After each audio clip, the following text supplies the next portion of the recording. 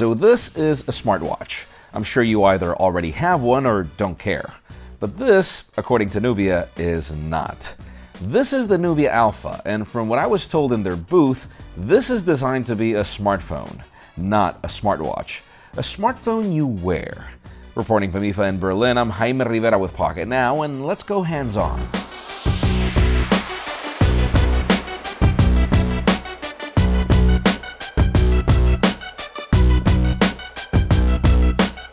So yes, what you see here, at least in my opinion, is the coolest thing I've seen in IFA 2018 so far.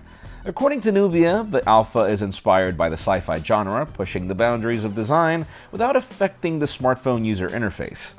Yeah, I'm scratching my head over its future or functionality as a standalone device, but Nubia does clarify that this product is here to complement a smartphone as well, so let's give it some air to breathe. See, this is what trade shows are all about. Bold new products from well-established companies like Nubia, and this is one of them. Now, disclaimer, I barely got Nubia to remove the glass covering the product. They didn't want to touch it, they didn't allow me to touch it, and I wasn't provided much details about it. I can tell you this, the casing of the Nubia Alpha is made at least in part of stainless steel. Some of it does look like aluminum around the watch-like section of the body though. The band houses a speaker, and the sensor we still can't determine what for. There's a taller than average screen made of a flexible OLED panel. I'm sadly not sure what covers it, as we all know that glass doesn't really bend, so I would assume this is plastic.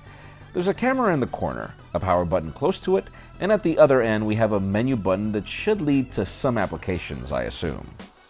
There are no specifications to share. We only know from the demo video that there is a heart rate sensor at the back, and it's hard to tell if the camera is for more than just selfie photos or video.